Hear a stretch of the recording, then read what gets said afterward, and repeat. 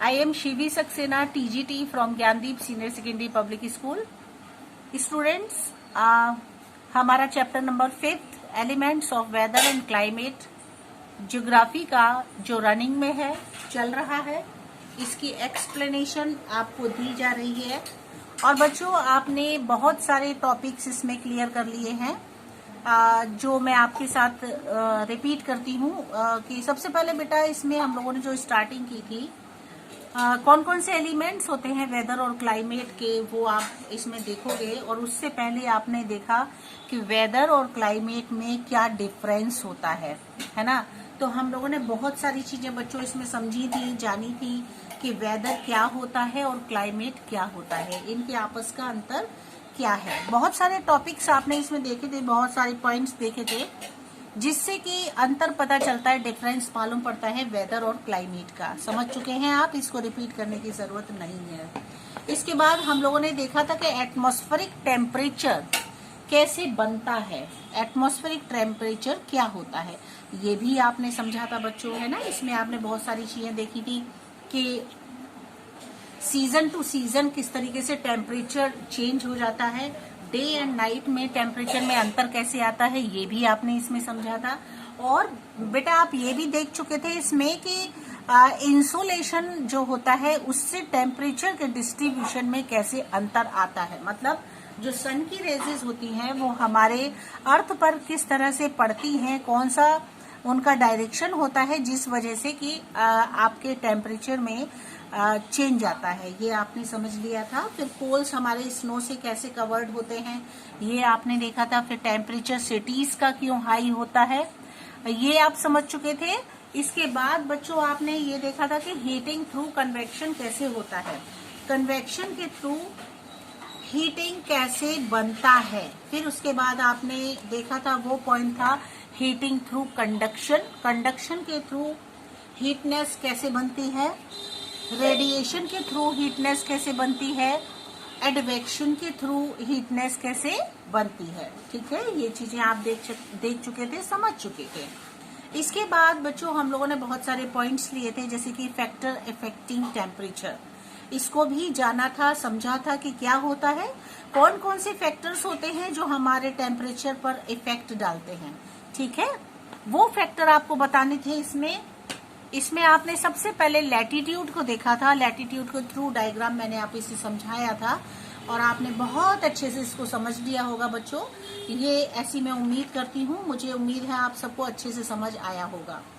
Altitude क्या होता है वो भी आपने इस डायग्राम के जरिए से देखा था। A for Apple, A for altitude, हमारा एल्टीट्यूड नीचे से ऊपर की ओर जाता है, ए शेप में आ जाता है। तो ये एल्टीट्यूड का भी आपको प्रोसीजर पूरा मैंने आपको समझाया था।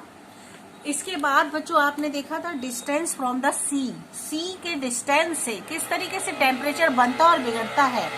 सी जो होता है, समुद्र जो होता है, वो डिस्टेंस अगर जितना ज्यादा होता है जितना कम होता है उसमें किस तरीके से आपको टेम्परेचर देखने के लिए मिलता है, ये आप समझ चुके थे। और इसको डायग्राम के थ्रू भी आपको बताया गया था, बुक में से आपको समझाया गया था। फिर हम लोगों ने एयर मास और ओशन करंट्स के बारे में थोड़ा सा जाना था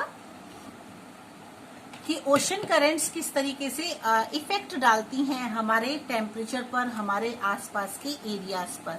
अब बच्चों जो चैप्टर आपका थोड़ा सा इसके आगे का रह गया है, उस चैप्टर को मैं बजाय इसके आपको बुक से समझाना ज्यादा अच्छा समझ रही हूँ, तो आप इसे बुक से देखेंगे। ये सारी चीजें आप समझ चुके हैं। लास्ट है हमारा बेटा, इसमें कुछ पॉइंट्स रह गए हैं, उनको हम लोग बुक से देख लेते हैं। प्रिवेलिंग विंड्स क्या होता है, जो आपके प्रेजेंट में जो चल रहा है वो विंड्स कैसी होती हैं। Prevailing winds are planetary winds that are caused by the formation of gained convection cells over the earth। ये हमारी अर्थ के ऊपर चारों ओर कवर होती हैं और ये हमारी अर्थ को वार्म एयर और इसके अलावा कोल्ड एयर से चारों ओर से घेरे रहती हैं। Prevailing winds blow from the hot regions, और जो प्रिवेलिंग विंड्स होती हैं ये गर्म इलाकों से उठती हैं बच्चों, लाइक द ट्रॉपिक्स, है ना, जहां हमारा ट्रॉपिक होता है बीच में, सेंटर में, इक्वेटर के आसपास, यहां से ये प्रिवेलिंग विंड्स की स्टार्टिंग होती है of the earth like the tropics और the cold areas of the earth. और बहुत से हमारे कोल्ड एरियाज होते हैं यहाँ पर, यहाँ से इनका स्टार्टिंग होती है। लाइक द टेम्परेट और पोलर रीजन्स, जैसे कि टेम्परेट और पोलर रीजन्स हमारे हैं।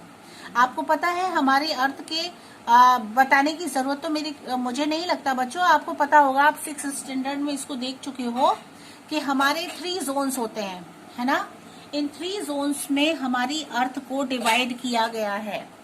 अब वो आपके कौन कौन से जोन होते हैं वो आपको शायद बच्चों याद हो, जो आप 6th स्टैंडर्ड में थे तब आपने उनको पढ़ा था, जाना था कि हमारे कौन कौन से जोन होते हैं। अगर ना याद हो अगर आपको, तो मैं आपको दोबारा से वो रिमाइंड करा देती हूँ। देखिए 6 की ये बुक है, इसमें देख लीजिए हमारे 3 जोन्स होते हैं, है ना। टेम्परेट जोन ऑफ द अर्थ, ये आपकी 6 की बुक आपको मैं रिमाइंड करा रही हूँ। आपने पढ़ा था इसमें कि हमारे टेम्परेचर को के जोन होते हैं। इसमें आपका देखिए जो मिडल होता है, बीच का जो इक्वेटर 0 डिग्री पर होता है, इस मिडल से रिलेटेड जो भी हमारा इतना पार्ट होता है, ये हमारा ट्रॉपिक ऑफ सेंसर के अंतर्गत आता है, जो इक्वेटर से रिलेटेड होता है। इसके बाद उसके ऊपर आप जाते हो तो आपका टेम्परेट जोन होता है, फिर फ्रिजिड जोन होता है। सेम ऐसे ही आप सदर्न एरिया में आते हो, वहां भी ऐसे ही होता है। ये नदर्न एरिया है, ये सदर्न, ठीक है। नॉर्थ डायरेक्शन और साउथ डायरेक्शन, सदर्न में भी टेम्परेट जोन और फ्रिजिड जोन दोनों होते हैं। इसी तरीके से इसमें हमारा जब सन होता है, sun for example here you can watch it that this is the ये हमारा सन है, ठीक है। इसकी रेजेस हमारी अर्थ पर पड़ रही हैं। हमारी अर्थ थोड़ी सी टिल्टेड होती है ना, टिल्टेड है, झुकी हुई है, इसलिए उसकी जो रेजेस होती हैं हमारे इक्वेटर पर पड़ती हैं सबसे ज्यादा। उसके अलावा कुछ ऊपर जाती हैं, कुछ नीचे जाती हैं, और इनमें डिस्टेंस ज्यादा होने की वजह से जो है बच्चों हीटनेस कम हो जाती है, ठीक है। तो आप इसको देख चुके हो, ये आपका ट्रॉपिक ऑफ सेंसर होता है, ठीक है। इसके अलावा फिर ये होता है आपका टेम्परेट जोन और ये होता है फ्रिजिड जोन, ये आपने समझ लिया। अब ये भी आप समझ सकते हो, इससे बहुत इजीली समझ गए होगे कि जैसे सन की रेजेस पड़ती हैं वैसे ही हमारा टेम्परेचर हमारी अर्थ पर चेंज होता है।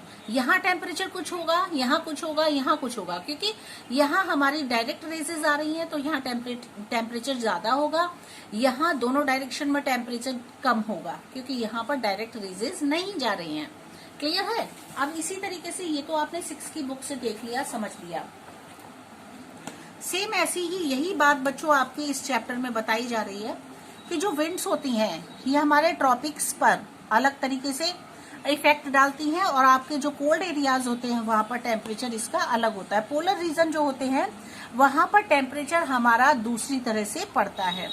Winds from warm region increase the temperature of the cold places, they blow into and winds from, देखिए जो विंड्स होती हैं वो हमारे गर्म क्षेत्रों में इंक्रीज होती हैं टेम्परेचर को लेकर के, और cold places they blow into, और जो कोल्ड प्लेसेस होते हैं वो उस विंड को ब्लो करते हैं, उड़ाते हैं। And winds from cold regions, जो कोल्ड रीजन होते हैं वहां से विंड्स जो है हवाएं चलती हैं, रिड्यूस द टेम्परेचर, ये टेम्परेचर को डाउन कर देते हैं, रिड्यूस कर देते हैं ऑफ द हॉट प्लेसेस, गर्म क्षेत्र में। दे ब्लो इनटू, जहां पर कि वो बह रही होती हैं, ठीक है। सिंपल सी बात है बेटा कि जहां पर हमारी विंड्स गर्म कोल्ड विंड्स अगर ब्लो हो रहे हैं तो वहां का क्षेत्र कोल्ड हो जाएगा। अगर आपका वार्म विंड्स ब्लो हो रहे हैं तो वहां का रीजन वार्म हो जाएगा, ठीक है। अब उसके बाद आप देखिए नेक्स्ट पॉइंट है आपका ओशन करेंट्स, ठीक है। Ocean currents are rivers of hot और cold water that flow within the oceans, ठीक है। जो हमारी नदियों में पानी आता है रिवर्स का, उन रिवर्स का कैसा वाटर है, हॉट है या कोल्ड है, उस पर भी डिपेंड करता है हमारे ओशन करंट्स का temperature. Winds that blow over hot ocean currents gate heated, जब हमारी हवाएं जो होती हैं वो गर्म रूप से बह रही हैं तब क्या होता है वहां का एरिया हीटेड हो जाता है and carry that heat into the land, और वो जमीन से हीट को ऑब्जर्व कर लेता है। दे ब्लो ओवर, जो उसके ऊपर से गुजर रही हैं, raising the temperature of the coast there, और उस तरीके से टेम्परेचर जो होता है वो रेज होने लगता है। सिमिलरली इसी तरीके से winds that blow on to land, और जो हवाएं जमीन पर चल रही हैं after passing over cold currents, जहां पर कि कोल्ड करंट्स पास होकर के गुजर रही हैं, ठंडी हवाएं, lower the temperature of that coaster. तो नेचुरल सी बात है बच्चों की उससे मिक्स होकर के वो जो रीजन होगा वो आपका उसका टेम्परेचर डाउन हो जाएगा, क्योंकि वहां पर ठंडी हवाएं चल रही होती हैं। Look at the map on the page 64 पर आप इसको देख सकते हो, ऐसा इसमें बताया जा रहा है। तो देख लेते हैं बच्चों 64 पर हमें क्या देखने के लिए मिल सकता है। ठीक है, बिल्कुल सही। ये देखिए इस तरीके से जो विंड्स हैं वो जब ऊपर की ओर जाती हैं और अगर उनमें आप देखते हो ओशन करंट्स, ये हम चारों ओर हमारी जो अर्थ है ओशन से घिरी हुई है, और इसमें जिस तरह से ब्लो होती है एयर, और वो वाटर एयर जो है वो कोल्ड है या फिर वार्म है उस पर डिपेंड करता है, तभी जो रीजन का जो क्षेत्र का जो एरिया होता है वो उसी के अकॉर्डिंग गर्म या फिर ठंडा बन जाता है। ठीक है, अब आ जाइए आप इधर वापस आ जाते हैं। ये लास्ट आपका इसका पैरा है, industrial emissions, urbanization and deforestation. अब इनसे हमारे एटमॉस्फेयर पर क्या प्रभाव पड़ता है टेम्परेचर पर, वो और देख लेते हैं। The concrete and tar roads and high rise buildings that make up urban centers observe heat and radiate it back into the atmosphere। अब देखिए इससे पहले आपके पास एक क्वेश्चन आया था, हम जो आपको पढ़ा रहे थे उसमें था, प्रीवियस नोट्स में आपने देखा था, उसमें आपने ये चीज जानी थी कि हमारे सिटीज का टेम्परेचर ज्यादा क्यों होता है, जबकि हमारे आप और देखिए जैसे हम ऊपर उठते हैं लेयर्स पर तो उधर इतना टेम्परेचर नहीं होता है ना। जैसे जैसे हम लेयर पर ऊपर की तरफ जब जाते हैं स्ट्रेटोस्फीयर, ट्रोपोस्फीयर, तो वहां पर टेम्परेचर इतना ज्यादा नहीं होता, लेकिन हमारे लैंड सरफेस का टेम्परेचर ज्यादा क्यों होता है, क्योंकि जो हमारी सड़कें हैं ना, है ना बच्चों, ये एक तरीके के मटेरियल से बनी होती है जिसे कंक्रीट या तार कहा जाता है ना, जिसके मिलाने से फिर सड़कों को बनाया जाता है, बिल्डिंग्स बनाई जाती हैं इससे, और इसमें से निकलती है बहुत जबरदस्त हीट, और इससे हीट जो होती है वो ऑब्जर्व होती है एटमॉस्फेयर में, और एटमॉस्फेयर जो होता है वो कैसा हो जाता है, गर्म हो जाता है। इसीलिए सिटीज का टेम्परेचर ज्यादा होता है। आप गांव में चले जाइए, विलेज में चले जाइए, वहां इतना टेम्परेचर हाई नहीं मिलता, क्योंकि वहां पर जो मकान होते हैं, जो हाउसेज होते हैं, या तो वो कच्चे होते हैं, मिट्टी से बनाए जाते हैं, मड से बनाए जाते हैं, या फिर जो एटमॉस्फेयर जो होता है वहां का बहुत ही कूल होता है, वहां पर हरियाली, ग्रीनरी भी बहुत ज्यादा होती है, जिसकी वजह से टेम्परेचर डाउन होता है। लेकिन सिटीज में ऐसा कुछ भी नहीं होता, बहुत सारे एक साथ हाउसेस बने होते हैं, और इसके अलावा जो सड़कें होती है वो भी कंक्रीट की बनी होती है। मतलब कहने का ये है स्टूडेंट्स कि हर चीज ऐसी होती है जिससे कि हीट निकलती है, और उस वजह से एटमॉस्फेयर में हीटनेस हो जाती है। The heat gets trapped in the lower layer of the atmosphere. और फिर क्या होता है, जो एटमॉस्फेयर की लोअर लेयर है जहां पर कि हम रहते हैं, हम और आप रहते हैं, इसको और ज्यादा हीट कर देता है, एंड इंक्रीजेज एटमॉस्फेरिक टेम्परेचर। उससे क्या है, एटमॉस्फेरिक टेम्परेचर जो होता है वो इंक्रीज होने लगता है, बढ़ने लगता है।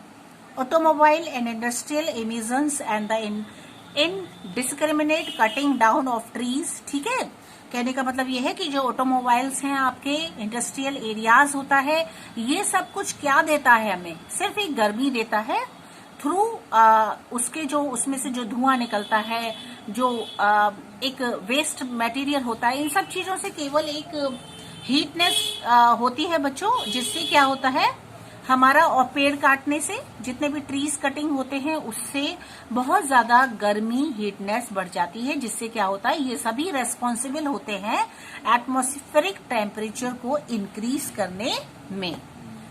क्लियर है, आप सभी को समझ में आ गया होगा ये सब कुछ, और ये चैप्टर आप बहुत अच्छे से समझ चुके होंगे, ऐसा बच्चों मुझे लगता है, और बहुत ही अच्छा इंटरेस्टिंग चैप्टर था। इसके बाद बच्चों नेक्स्ट वीडियो में हम लोग जो आपका चैप्टर होगा वो होगा atmospheric pressure and winds. This is the last chapter for you in this term, because you have only 2 terms for your examination. So in this term there is only 6 chapters for you. Okay, and this is the last, atmospheric pressure and winds. Both 5th and 6th chapter you can say that similar, interconnected. So when we explain this chapter you can understand that yes, बहुत सारी चीजें आपको ऐसी लगेंगी कि आप पढ़ चुके हो, है ना. तो इंटरेस्टिंग ये भी लगेगा, इसको भी लेंगे हम लोग नेक्स्ट वीडियो में और समझेंगे कि इसमें क्या बताया जा रहा है, क्या समझाया जा रहा है. Okay students, now bye bye.